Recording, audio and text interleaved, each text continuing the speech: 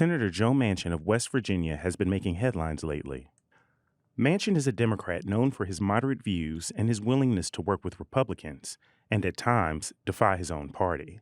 With a slim majority in Congress, however, some Democrats accuse Manchin of being a legislative obstacle. Joe Manchin has been a thorn in Democrat side for many years now. Part of it is that Manchin is in such a unique position. He's in a state that voted for Donald Trump by 40 points. It's really remarkable that in today's more polarized political climate that they would have a Democratic senator in a state that's that red. Since 2000, West Virginia has voted Republican in each presidential election, increasing its margin with each election. This places Manchin under unique political pressure to stand out and show his constituents that he's not a normal Washington Democrat. I'll cut federal spending, and I'll repeal the bad parts of Obamacare. I sued EPA, and I'll take dead aim at the cap-and-trade bill.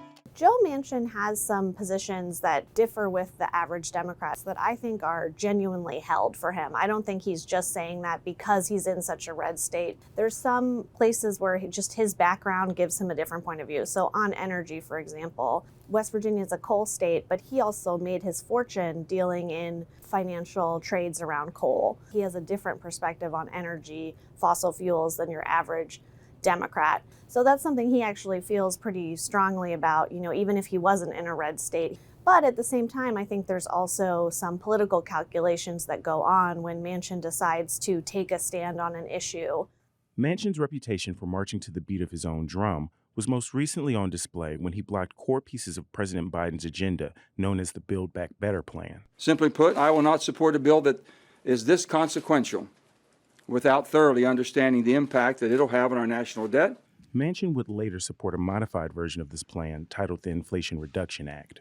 He genuinely didn't want to sign on to the Buildback Better Act, and his opposition to that act actually lifted his popularity back at home. They liked having a senator who was kind of annoying Biden, annoying Chuck Schumer, and once he, turned around and supported a version of that bill, then his popularity really tanked.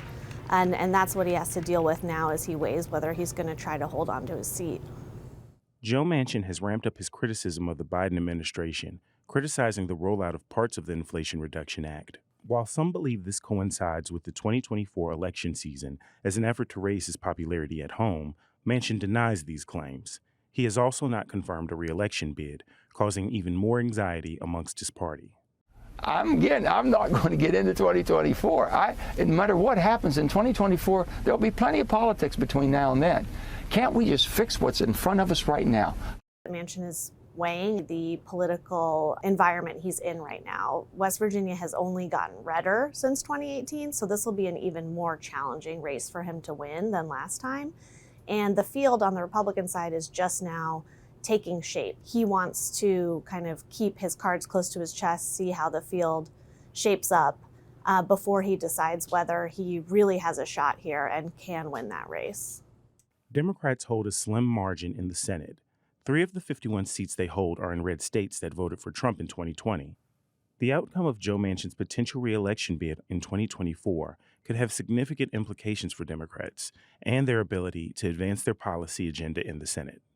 So Republicans have made him their very top target, and they feel like if they can knock him off, they're halfway there to winning back the Senate majority. Really, at the end of the day, he did deliver Biden his signature legislative achievement so far, which was the Inflation Reduction Act. Things that Democrats are hoping to run on in 2024, they have Joe Manchin to thank, even though it was a pain getting there. If Joe Manchin were to lose or not run again and that spot was replaced by Republican, Democrats know that there's never going to be another Democrat elected from West Virginia in the Senate in the foreseeable future, given how red that state is.